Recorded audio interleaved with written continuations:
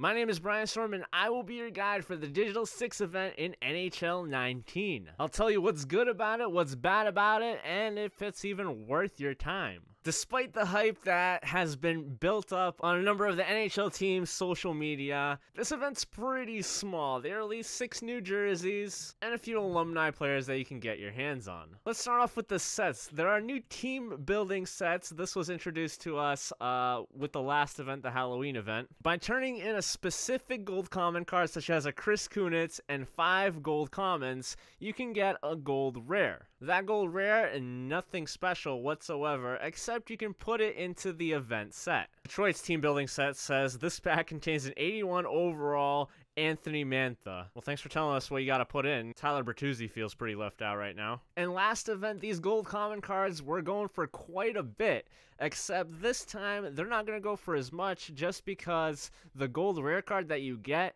isn't the main piece of the Digital 6 sets. The whole idea of this event is Adidas, EA Sports, and the original 6 teams teaming up together to create new designs exclusively for NHL 19, and maybe they can make their way into the real world. If we go into the Digital 6 sets themselves, we have 6 alumni's 86 overalls that were added to the game, including Matt Sundin. To get your hands on them, you have to put in the Nazem Kadri that you would get from the team building set, or if you have one in your collection or the auction house, you can do that. You need the Maple Leafs collectible, which is gained from hut challenges. We'll look at that in a second. And 5 gold collectibles. Those gold collectibles are pretty expensive, and the Kadri goes for about 10 to 15k as well. So you're looking at dumping about 100k into these sets. We'll be taking a look at each of these cards more in depth. The Sundin, not all that special. He's a tall dude, 6'5", and he's good at faceoffs, 86 faceoff rating there. He's got great skating, but a little bit lackluster in the shooting department. Same goes for his puck handling, but decent at body checking and defense. Guy Lafleur, 86 overall. What a great choice considering a lot of people took the 85 pre-order Guy Lafleur.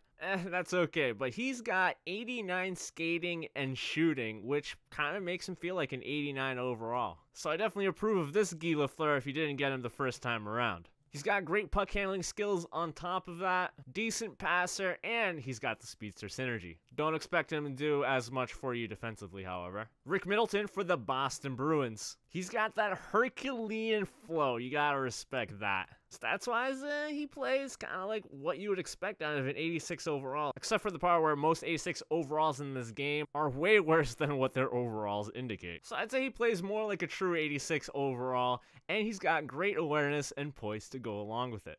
Stan Mikita, the legend that recently passed away this past August, his illustrious career helped find his way into NHL 19. While his stats could be a little bit better, he's a decent skater, and with call the shot synergy activated, that improves his shot to 88 accuracy for his slap shot and his wrist shot. Up next, we have Adam Graves, Hut Hero from last year. This card's pretty well balanced offensively, with his stats in skating, shooting, and puck handling hovering around 86. He can also get the speedster synergy activated, which I guess brings him up a little bit higher. He's got good body checking stats, but not all that great defensively. And finally, Chris Chelios for the Red Wings. He's fast and great defensively, but like most defensemen, not a great shooter. Watch out for his low discipline, as he could be getting a lot of penalties for you. So overall, do you think any of those cards are worth over 100k? Probably not.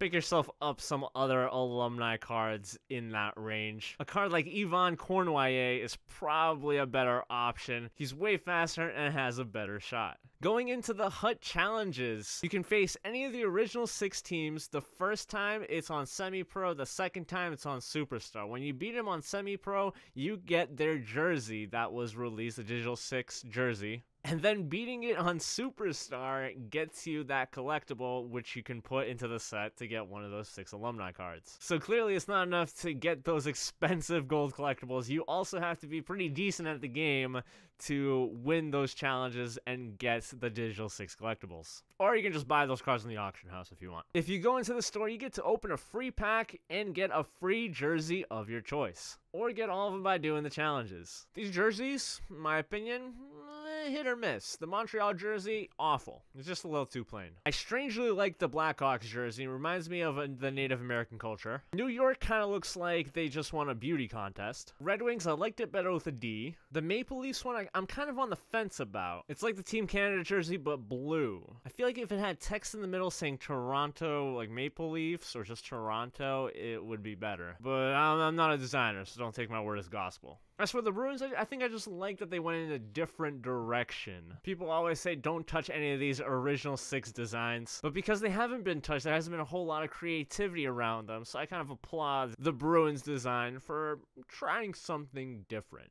So here's what they all look like with pants and socks and skates and faces and helmets and whatnot. Red Wings remind me a little bit too much of Where's Waldo. Don't really mind any of the other ones. Anyways, that's what's going on in NHL 19 right now. Let me know what you guys think of this event. What do you guys think EA could improve on if they were going to do something like this again in the future? And finally, let me know if you guys have any kind of questions or need any help relating to HUT. I'd be happy to help.